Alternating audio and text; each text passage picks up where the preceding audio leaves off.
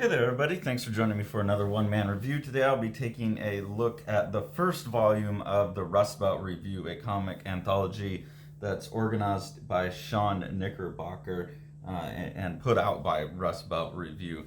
I'm also going to include in this review this little piece by Alex Bullett by Comparison, which is a Rust Belt Review comic. I was planning on reviewing all 5 of the Rust Belt Review anthologies all in one big video because I just got them all at once. But I found them so kind of rich that I feel like I need to talk about each one individually. So that we're going to do a series of 5 videos over the next 5 weeks that cover the first 5 volumes up to the newly released volume 5, because these are just really, I think, my favorite anthologies that I've got so far, out of all these different kind of groups that I'm finding that seem to be fairly regional. I think the Rust Belt region is producing the comics that resonate the most with me, and so I'm really enjoying these and really high on these, and I'm high on all of the artists involved on these, the types of story they're telling and everything. So I want to give this a real good support, and hopefully the audience can as well. I want to say right out the gate, Sean Knickerbocker is doing an amazing job organizing this, and there's an editorial in the beginning of each one, and I think Sean is saying a lot of really awesome things that I think Sean on this channel and myself think about, and I know comments that people, subs like Buzzawaza has made a number of times, and a lot of other people just in private conversation with me are all kind of feeling the same as this sentiment that Sean Knickerbocker expresses here. So he says, the pandemic has highlighted a lot of ongoing issues with the community of independent cartoonists. It's become more and more difficult to find a place to publish work that doesn't fit into specific online spaces or social media. Comics festivals have been the band-aid on the wound for a while, but it's becoming quite apparent that it may be a long time before it's feasible for any of us to meet safely.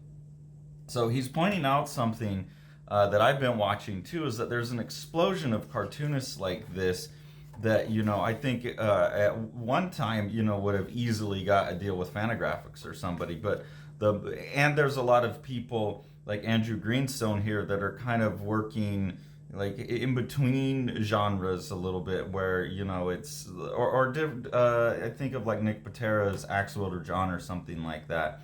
What Matt Lesniewski is doing, where it's kind of genre-y, but more serious than industry stuff. But not quite. It's too genre-y for like a Fantagraphics or something. So there's just a lot of really great art out there that I don't think has a venue to get wide distribution, and so it's hard in the small press to get the kind of distribution to really make this viable for these artists.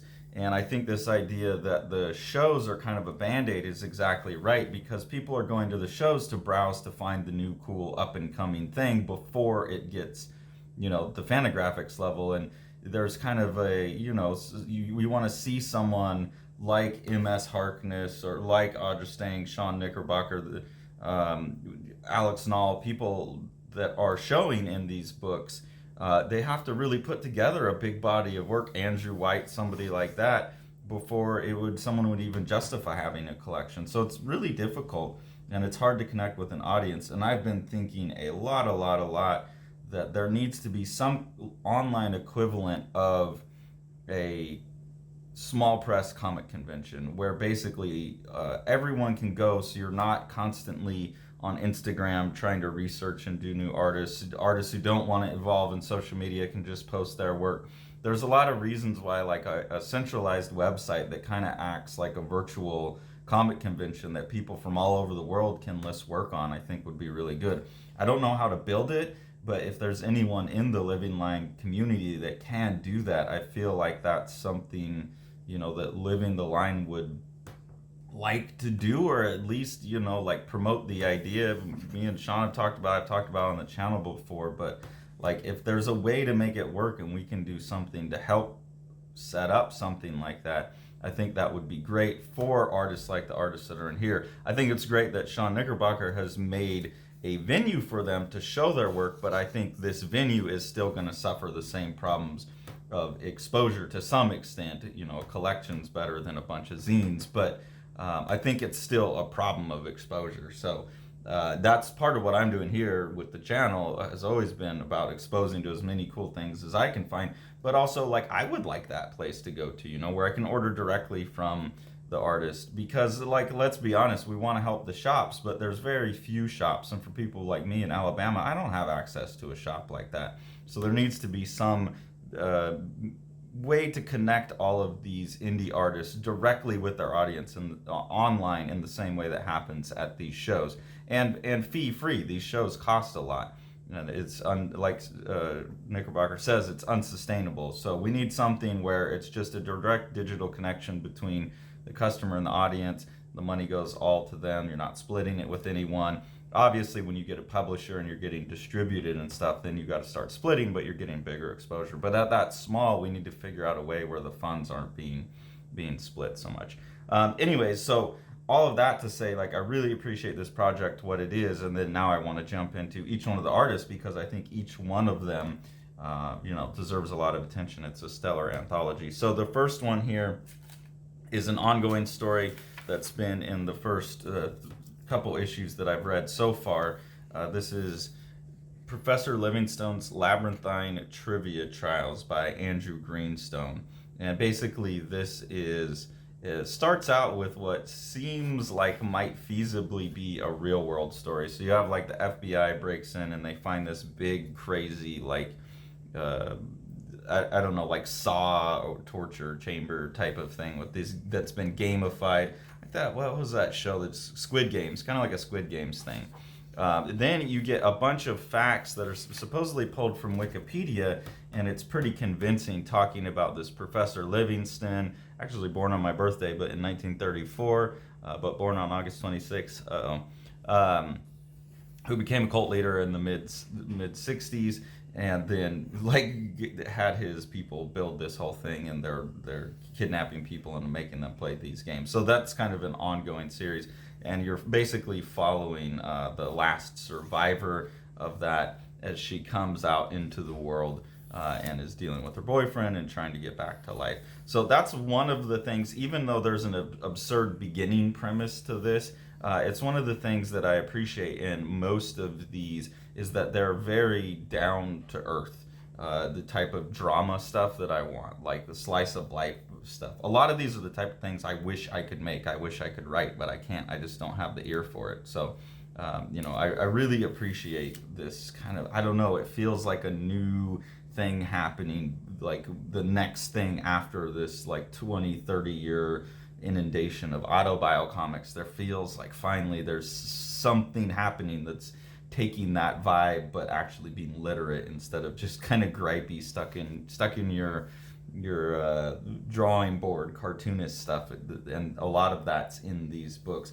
This is Caleb Orecchio, Kids Playing Outside, and it's just stories about kids playing outside. I just thought it was funny that this character is drawing these like cat superhero creatures, and the first thing their friend does is of course draw a dick on it. That seems very well observed. I think that's, what's behind a lot of these that I'm saying is they have the kind of authenticity of like an autobiography, but you can tell that, even if it is autobiography, it's not presented as such. It's just presented as a story going straight forward. So, it has that, what Sean's always saying, well observed. There's a well observedness to it that's feels really right. It feels right to me. So this one has that as well. These kids kind of get in a fight. Then I was very excited to see an MS Harkness. MS Harkness is quickly becoming one of my favorite cartoonists, and most definitely one of my favorite autobiographers. I'll do a review of a little collection of her mini comics that this comic is in, that I got from the Rust Belt Review, or no, maybe I got that directly from her. I'm not sure. But really enjoy her work because it's a bunch of short stories. It is autobiographical, but they're kind of closer to the Harvey Pekar mode, and I'll talk more about that when I review her book, but I think I enjoy that mode quite a bit better than like the memoir. So this is a good example of what I enjoy about her stuff. Is she's smoking weed with this dude. They're gonna have sex, and he's kind of bragging about being uncircumcised, and it sends her into this fantasy here where she could blow up the extra skin and use it as a balloon to escape during a bank heist.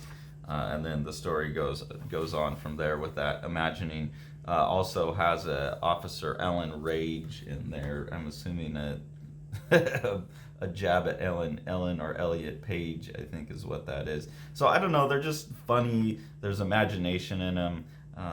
There's a lot of personality and a cartoonist who really goes out in the world and has some wild adventures.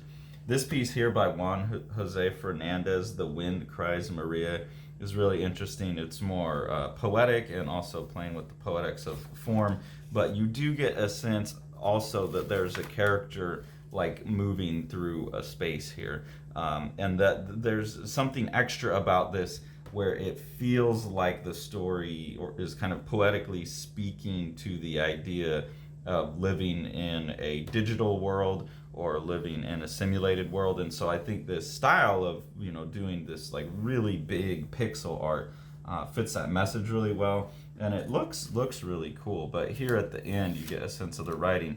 I heard there was another world, that it was in this one. Maybe so. I've yet to see it. So that idea of like kind of simulations within simulations, I think, is being approached in this. That's my take on it, since it's fairly poetic. But that combining with the style is really smart. So again, I just think people landing these really kind of clever, smart points.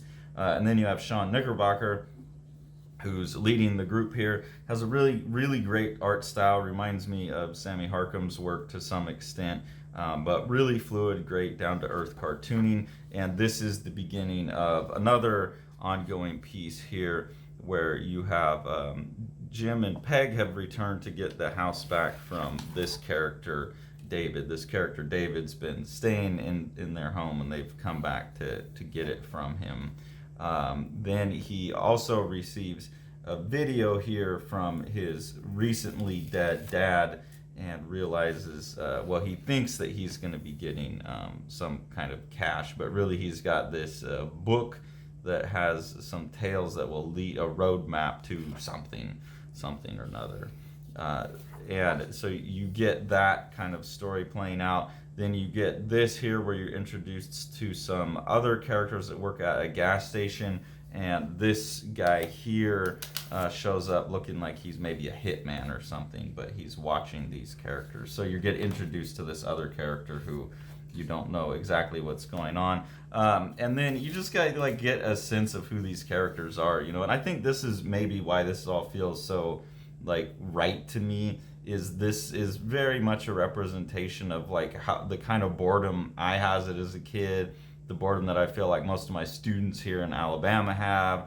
I don't know. These are just, it feels like the kind of environments I grew up in. Even though I grew up in California, I grew up, it's a big town compared to most places, but it was still a farming on the edges, and there wasn't much to do. So we did this kind of stupid stuff. I mean, never this exactly, but the kids running around wreaking havoc was a big thing. And I remember talking to a girl who grew up in San Francisco with a friend who came from Wisconsin when we were at Berkeley. And me and him were talking about just the kind of shenanigans that we got into like this because we were so bored. And she was saying, man, we never did any of that kind of stuff because we lived in a big city, so there was always shopping or a concert, or there was always something to do. And she was kind of envying like all of these wild stories we had, because her stories were like, I went to the show, I went and did this, I went and did this. And I've been noticing that in kind of these anthologies that are regional. You've got the Reptile House, which is like Philadelphia, and then a lot of the stuff coming out of New York, and you have these different pockets, the Dead Crow stuff going on in the Bay Area, and you really get a sense of what their concerns are, very different than the concerns of these people working in the Rust Belt area. And so it's really cool to see those collections of those vibes. My life experience has made me more sympathetic to this worldview, the kind of, I call it middle ground worldview, people that are kind of in between everything. And that's what it seems like is going on in these comics, as well as people who are young and progressive, but also they've grown up in poor white environments, places like that, where they have like a little more mixed view of reality than people who have only grown up in cities. And so I really appreciate that outlook as well. And then you get another ongoing story here, Tunnel Vision by Audra Stang. We're introduced to Adelaide, Bernie, Jesse, and Bryce. This is Adelaide, Bernie, Jesse, and Bryce. And Jesse and Bryce are basically going to hang out with Adelaide and Bernie. It seems like they kind of have a crush on him, but they're trying to pretend like they don't. But it seems like they're probably trying to get laid.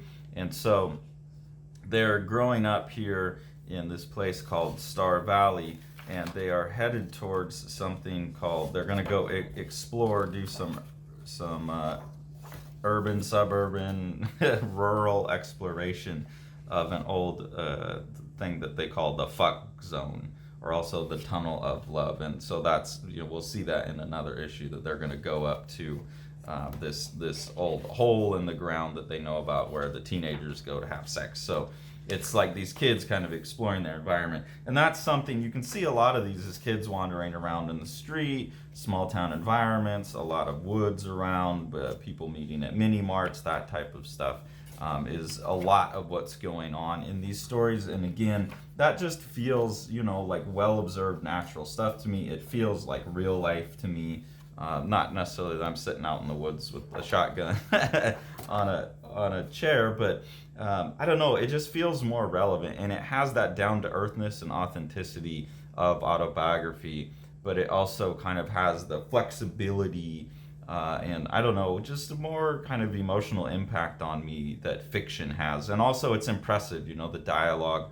I haven't pulled out any dialogue in this, but I'll pull dialogue out in other issues. Like just the fluidity of the writing is really nice as well. The dialogue all feels natural but literate, So everything that's in here, I think, is kind of peak level next generation comics, and it should be being celebrated as such. And all of these artists, should go on to do important things. So also, because I got it with these and it's too small for its own little review, I'm going to throw in Bullett by Comparison by Alex Bullett, which is a collection of, quote, poem comics that Alex put out. They look like they're meant for Instagram. So these are, things that you can kind of just flip through and pick out the ones you like, the little statements that land with you. So this one, Don't Look, I liked. It says, 1 million died, so the politicians and executives took action. They replaced the artists with AI and the art with intellectual property. They put a sheet over Guernica and wouldn't risk us making another. So I like that little one. You get a sense of the art too, this really nice kind of like contour hatching going on all over the place. Some really cool effects here. You can see this is a dance party being rendered. This one, I just like, I think the artist meant this in a different way than I take it, but you have some people at a movie theater, and obviously someone has just told this character, like, you're projecting on me, and he says, projecting, haha, if I'm projecting, then who's running the movie theater? And the character looks at him, like he's being a dummy because he doesn't know what the word projecting means. But the way I took it is that the guy was just shutting someone down who was, going on at him about projecting at them. And he's like, yeah, whatever. Like he knows what it means and they didn't get it. So I don't know how the artist intended this. I'm also suspicious that if this actually happened and the artist was the person thinking this was the dummy, that the artist didn't realize that someone was just fucking with them. But I don't know, I don't know what the artist's intention was, but that's what I took away from it, is that it was someone being facetious and the other person's not realizing it. But there very well is the potential that the artist meant this to be, that this person's the idiot. So those are the kinds of things. You can get a sense of like the art, this interest in hatching and texture with these kind of fun little different aliens and cartoons and stuff. So I found that interesting as well, and I just threw it in here because it wasn't long enough to justify its own video, but I consider it part of the Rust Belt review kind of family. The other thing that I thought was interesting about this is the artist has admitted that they're a perennial grump, and during COVID has realized that then all of a sudden, even though they stayed the same amount of grumpy, the world got so bad that all of a sudden they look like an optimist. And I think that that's like a really fun perspective to come into it too. Like, God, I don't want to be the happy guy, but here I am being the happy guy. So again, just a really enjoyable, fresh kind of take on what people are doing. Like, I just feel the vibes changing in the air, and they're changing in a direction where, I'm really excited. It's like that's where I want to be, or what I wish I could do, or what I want to read as well. So very much enjoy Rust Belt Review and what Sean Knickerbocker is doing with that. Please go support it. I think this artist in particular, this organizer, and everyone involved, all the artists in this group of artists are all stellar. And again, to reiterate what I said at the beginning of the video, I do think that Sean Knickerbocker is right, that there is something that needs to happen to help artists in this category. And my best guess for what would be helpful is something like an online comic convention where people just post their work. They have like tables, I don't know, something like a Wicca where someone can go in and you can just search by genre. You can hashtag, metadata, everything, so it's all searchable. But it's just like one big thing where artists can list. They could put in how much they have, so the site could automatically track if something's out, that the artist's not having to maintain that. It seems like there's some way to build an online agora, an online marketplace for cartoonists. I just don't know how to make that happen, but I would love to help, like, conceptualize it, promote it, anything like that, if there's people out there who can make it happen, or know people who can make it happen, because I think people like Sean Knickerbocker and the artists in the Rust Belt Review deserve a venue like that. So if we could get any closer, anything we can do to help the medium get closer to having that, we'd be happy to do it. Also, if you want to support what we're doing here as like a smaller version of that, attempt to expose people to more new, better things that are hard to find, and you want to support us in that mission, there's two ways to do that. The first is through our Patreon. We have two different tiers of engagement there. At the first one, you just get early access to the videos. At the second one, you get exclusive access to previews of the books that Sean and I are working on that will be coming out in the next couple of years. And then also the ability to participate and help control the story in our ongoing webcomic experiment, Prane Day.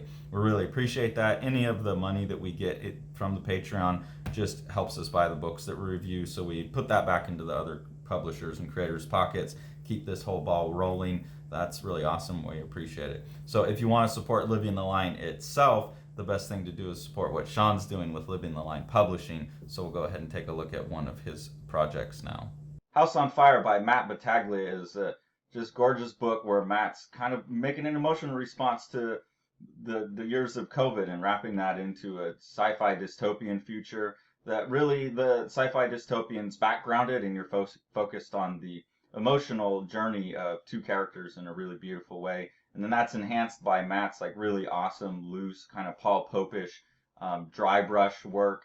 And then Sean and Matt have worked to get this second kind of orange spot color in there that's going to look really, really beautiful, and has allowed Matt to use his dry brush technique to add tone to the thing too. So with Sean's production technique, this is going to be a gorgeous book with a lot of heart. Thanks for following along. Take it away, Jack.